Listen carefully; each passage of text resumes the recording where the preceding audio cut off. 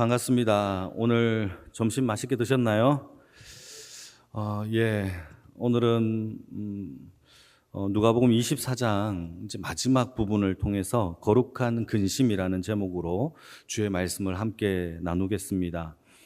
여러분, 오늘 본문에는요, 예수님의 부활 사건이 기록되고 있어요. 여러분, 기독교의 가장 핵심적인 내용을 하나 꼽으라면 예수님의 부활이에요. 기독교는 부활이에요. 생명의 종교이죠. 그러니까 가장 중요한 게 부활인 겁니다. 그렇다면 오늘 본문은 복음서에서 가장 중요한 내용을 담고 있다라고 우리는 생각할 수가 있다라는 거죠. 그리고 오늘 본문의 첫 시작을 보시게 되면은 안식 후 첫날 새벽에라고 시작하고 있어요. 그날 예수님께서 부활하셨거든요. 안식 후 첫날 새벽에.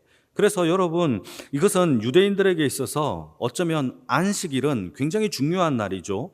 안식일을 지키고 난 다음에 다 마치고 난 다음에 새벽에 어떤 여인들이 예수님의 무덤이 있는, 예수님의 시체가 있는, 시신이 있는 곳으로 달려 나오는 모습으로 오늘 본문의 내용이 시작이 돼요. 그러니까 새벽에 부활, 안식 후 첫날 예수님이 부활하자마자 예수님의 시신을 찾기 위하여 어떤 여인들이 새벽 미명에 달려 나오고 있는 모습을 우리가 볼 수 있다라는 거죠.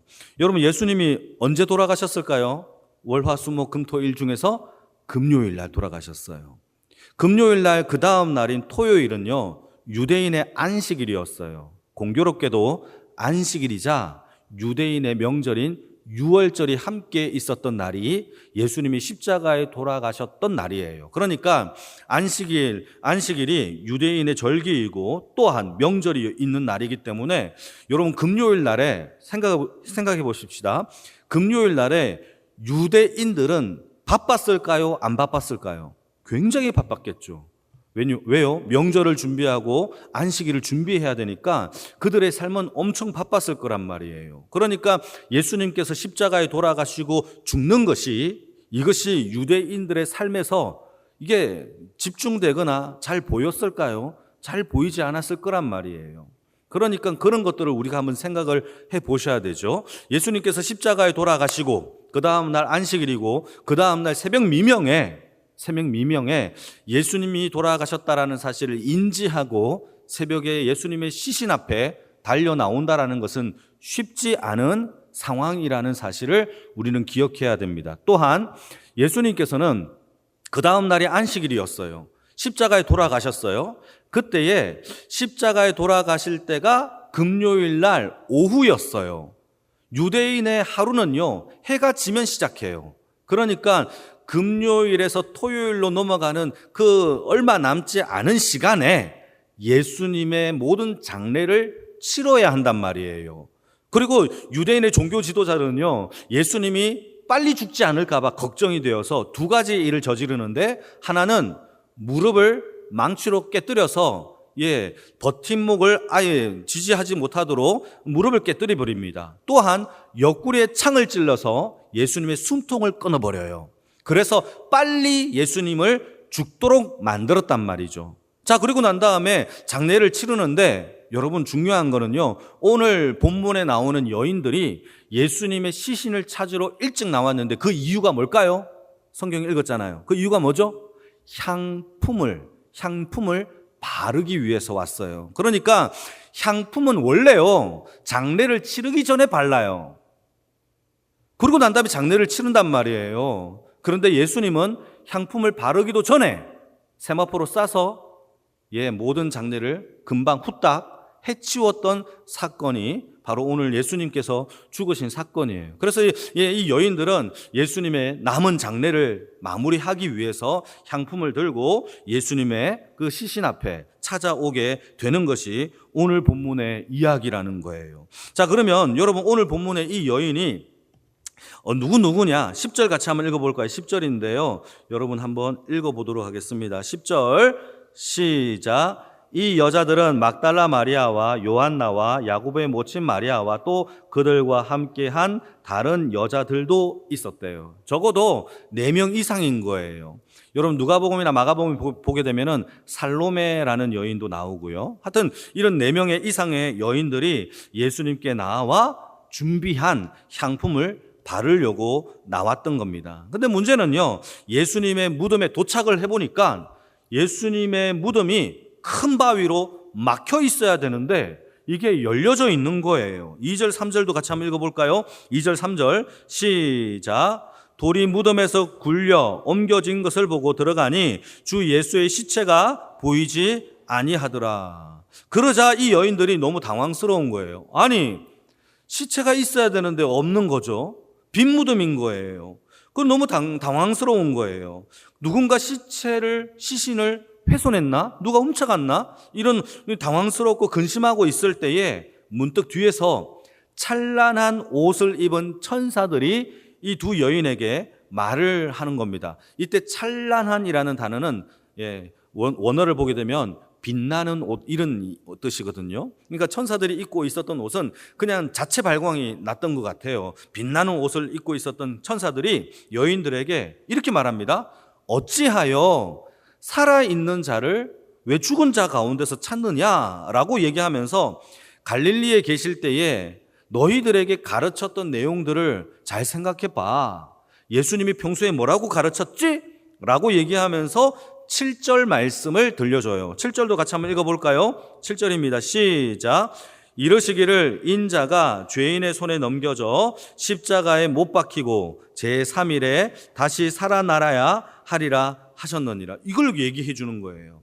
너희들이 평소에 뭐라고 얘기했느냐? 인자가 죄인의 손에 넘겨져서 순환을 받고 십자가에 죽고 3일 만에 부활할 것을 내가 이미 예수님께서 말씀하고 계시지 않느냐라고 이야기하는 순간 이 여인들이 정신을 바짝 차리고 그렇구나 라고 하면서 11명의 사도들, 제자들이 있는 곳으로 급히 달려가기 시작합니다. 그리고 제자들에게 예수님의 부활 소식을 알려줘요. 자, 그런데 문제는요, 이 사도들이죠. 제자들의 반응이 굉장히 이상해요. 11절도 같이 한번 읽어볼까요? 11절 시작.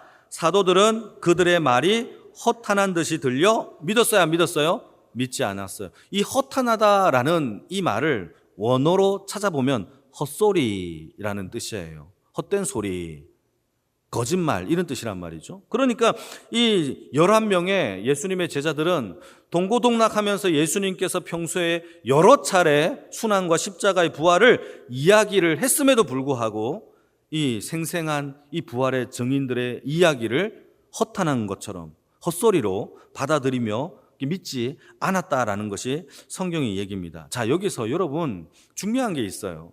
여러분 믿음이라는 것은 우리가 생생하게 뭔가 복음을 전한다고 해서 또는 합리적으로 설명한다고 해서 또는 과학적으로 증명한다고 해서 예수의 복음을 믿을 수 있느냐? 그게 아니에요. 믿음은요, 하나님이 주시는 선물인 줄 믿습니다. 여러분 잘 들으셔야 돼요. 성경은 성경이 성경을 증명하고 인정해요. 다시, 성경은 성경 자체가 하나님의 말씀임을 증명해요. 믿으시면 아멘. 성경을 과학이나 철학이나 학문으로 증명하면 성경보다 과학이나 철학이나 학문이 그 위에 있는 거예요. 그래서 성경은 다른 것으로 증명하면 안 돼요.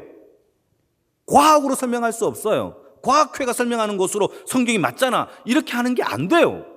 왜죠? 성경은 최고의 권위인 하나님의 말씀의 권위가 하나님께 있기 때문에 성경은 오직 하나님의 말씀으로만, 하나님의 능력으로만 증명할 수 있다는 사실이죠.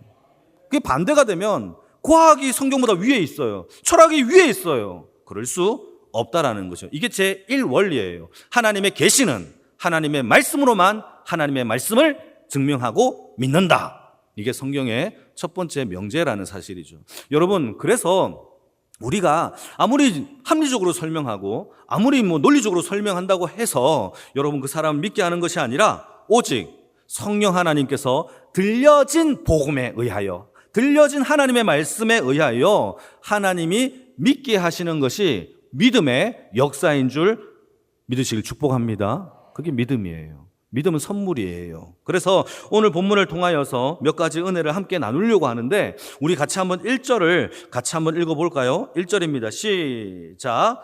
안식 후 첫날 새벽에 이 여자들이 그 준비한 향품을 가지고 무덤에 가서, 여러분, 예수님의 부활 소식을 찬란한 옷을 입은, 빛나는 옷을 입은 천사들이 제일 먼저 예수님이 부활하셨어라고 들려준 대상이 누구라고 되어 있습니까? 어떤 여인들이에요. 적어도 4명 이상이 되는 여인들이 이 무덤 앞에 갔다라는 거죠. 그러니까 여러분 잘 들어보세요. 예수님의 부활 소식, 다시 말해서 조금 전에 제가 얘기했다시피 복음에서 가장 중요한 핵심을 하나 꼽으라면 예수님의 부활 생명인데, 이 부활 생명을 가장 먼저 들었던 사람들이 누구입니까? 이 여인들이에요. 자, 그러면 이 복음서에서 이 4명의 여인이 주인공입니까? 아니면 엑스트라로 나오는 사람들입니까? 엑스트라로 나오는 사람들이에요. 굳이 주인공이라고 말할 수 없죠. 오히려 예수님의 11명의 제자들이 주인공이겠죠. 복음서에서 예수님과 함께 동고동락 말씀 듣고 그들만 특혜를 받았고 그들의 이름이 명시되어서 하나님의 변화산까지 올라갔고 오병이의 기적을 함께 체험했고 물 위를 걸었고, 이런 사람들은 다 누구냐? 예수님의 11명의 제자들이었단 말이에요. 그런데 이상하죠. 예수님의 복음의 부활을 처음으로 들었던 그 대상은 주인공이어야 할 11명의 제자가 아니에요. 누구냐? 늘 예수님의 언저리에서 쫓아다녔던 이 여인들, 어쩌면 힘이 없는 이 여인들이 이 복음의 부활의 첫 번째 주인공이 되었다라는 사실을 우리는 기억해야 합니다. 자, 질문 하나 던질게요. 여러분, 이 여인들은 예수님을 사랑했을까요? 사랑하지 않았을까요? 사랑했을까요? 사랑하지 않았을까요? 사랑했겠죠. 여러분, 여기서 참 저는 이 말씀 묵상하면서 재미있는 게, 여러분, 예수님의 무덤을 찾아온다라는 게 결코 쉽지 않았을 거예요. 왜냐하면 이미 예수님이 죽은 지 3일이 지났어요. 그리고 이미 끝났잖아요. 죽었잖아요. 그런데 굳이 찾아갈 이유가 뭐가 있겠어요?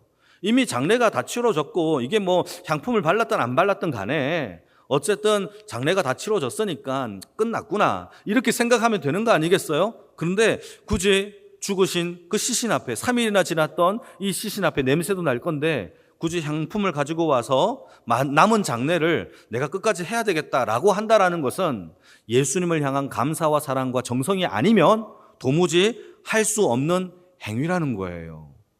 여러분, 예수님의 제자들은 하지 않는단 말이에요. 그렇게 많은 은혜와 특혜와 그런 혜택을 받았음에도 불구하고 예수님의 제자들은 한 명도 안 와요. 그들도 보지도 않는단 말이죠. 오늘 본문에 오히려 허탄한 얘기로 받아들인단 말이죠. 그런데 이 여인은 그렇지 않았어요. 자, 우리가 보통 누군가를 사랑하고 감사하고 그 사람에게 다가가 뭔가를 선물을, 향품을 드리는, 이 선물을 드리는 행위를 한다라는 것은 적어도 그 사람에게 내가 받아낼 것, 얻을 것, 혜택을 누릴 것이 있을 때에 하는 거예요.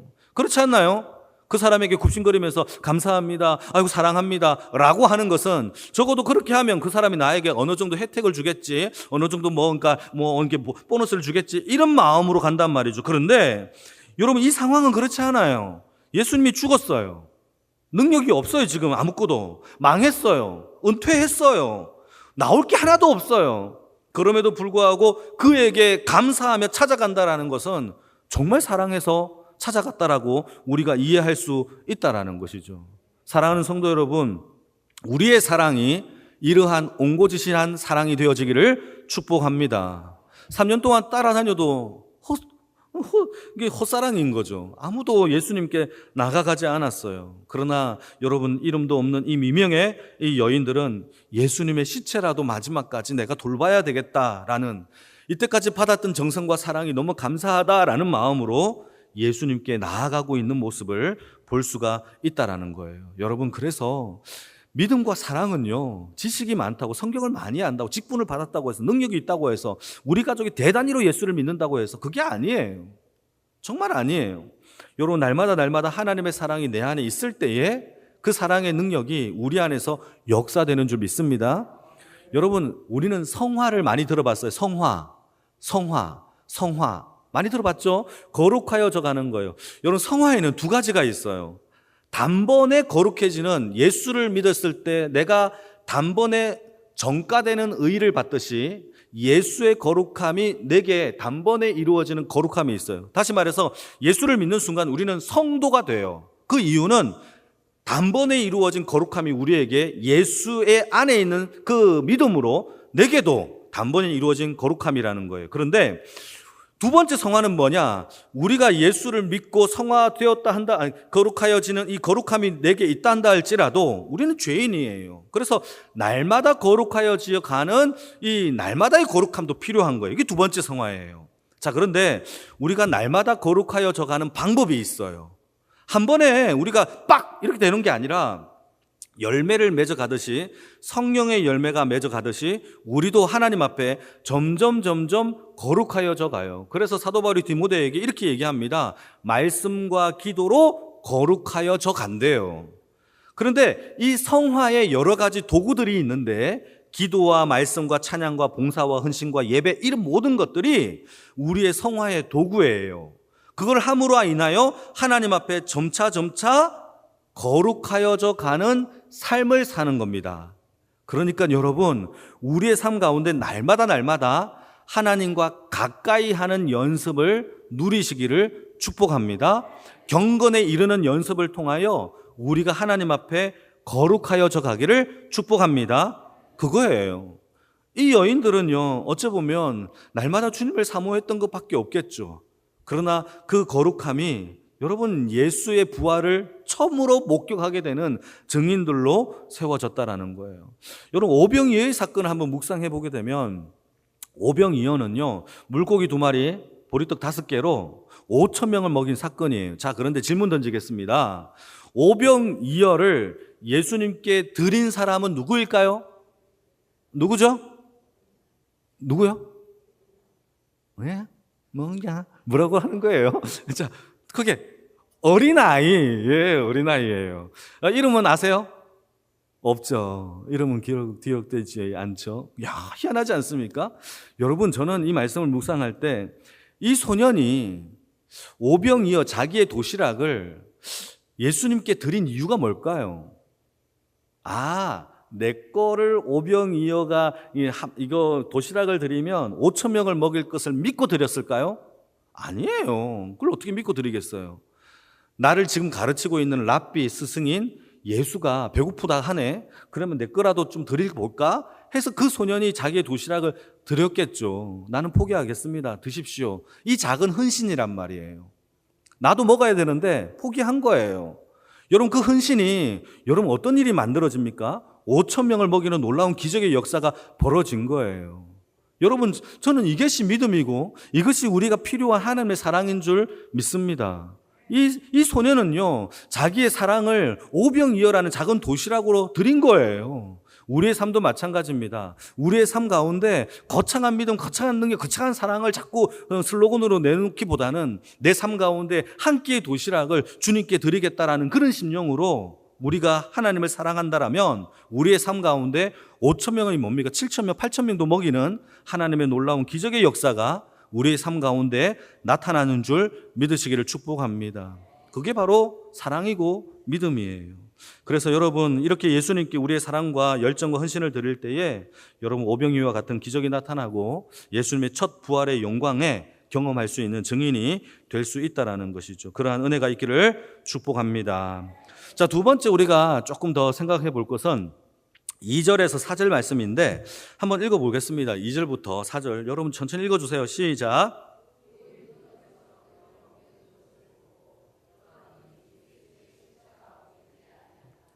이로 인하여 근심한 때에 문득 찬란한 옷을 입은 두 사람이 곁에 섰는지라.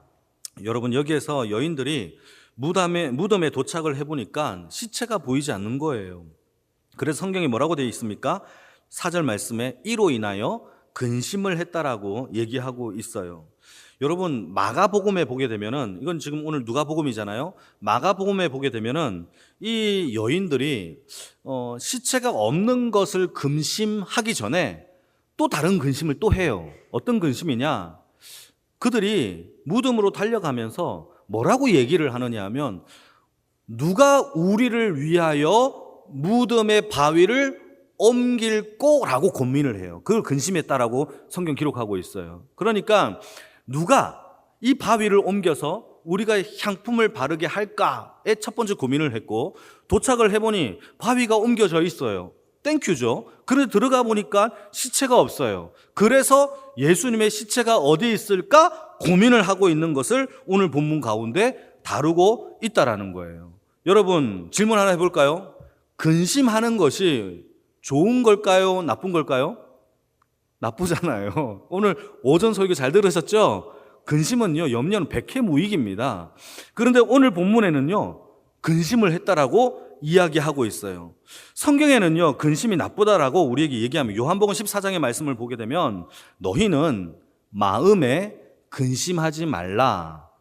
왜냐하면 나를 믿기 때문에 근심하지 말라. 이렇게 돼 있어요. 너희는 마음에 근심하지 말고 또 나를 믿으라 라고 예수님은 얘기하고 있는 거죠. 잠언서 17장에도 이렇게 얘기합니다. 근심은 사람의 뼈를 마르게 한대요. 자, 그러면 결론. 근심을 하는 게 좋아요? 안 해야 돼요? 안 해야 돼요. 근심을 안 해야 돼요. 근데 성경은 우리에게 어떤 것도 근심하지 말래요. 아무것도 염려하지 말고 다만 모든 일에 기도와 간구로 너희 구할 것을 감사하면서 구해봐라 라고 얘기하고 있죠. 그런데 자, 그러면 오늘 예수님께서 우리에게 하지 말라라고 했던 근심은 무슨 근심이냐 한번 찾아볼게요. 요한복음 6장 25절 말씀을 찾아보면 하지 말라라고 하는 근심의 요체가 이거예요. 같이 읽겠습니다. 시작. 그러므로 내가 너희에게 이르노니 목숨을 위하여 무엇을 먹을까 무엇을 마실까 몸을 위하여 무엇을 입을까 염려하지 말라. 이 무슨 근심이죠? 다 나를 위하여 하는 근심이에요. 내가 무엇을 먹고 마시고 살까 하는 근심은 하지 말라라는 거예요. 왜죠? 하나님이 책임져 주시겠대요. 여러분 주기도문에 보게 되면 예수님께서 우리의 기도를 가르치시는데 그 기도 가운데 일용할 양식을 구하라라고 우리에게 기도를 가르쳐 줘요. 자, 그 말은 무슨 뜻이냐? 일용할 양식을 구하라라고 우리에게 명령을 했다면 우리 하나님이 일용할 양식을 구하면 일용할 양식을 주시겠다라는 뜻이에요? 안 주시겠다라는 뜻이에요? 주시겠다라는 뜻이에요. 그 내용이에요.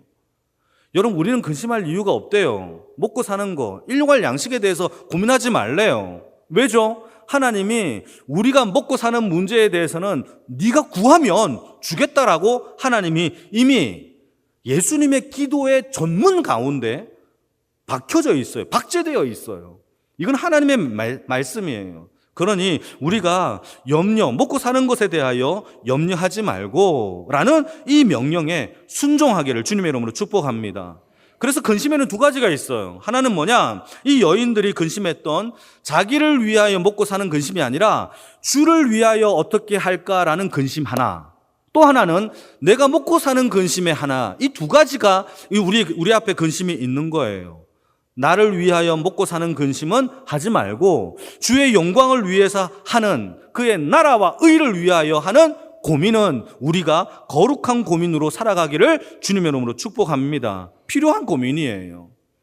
여러분 우리가 맡았던 부서, 우리가 맡았던 한 명의 영혼을 위하여 고민을 하지 않는다? 여러분 그것은 직무유기죠. 우리는 고민해야 돼요.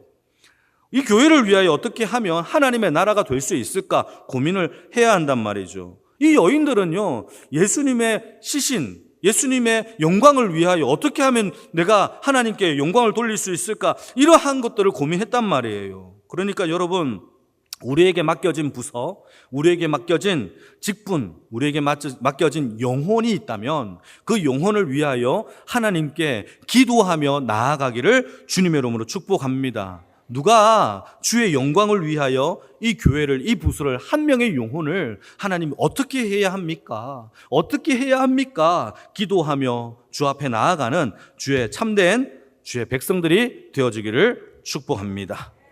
두 번째였어요. 세 번째 한번 말씀을 한번 묵상해 볼까요? 우리 11절 말씀인데요. 11절 말씀 같이 읽겠습니다. 시작.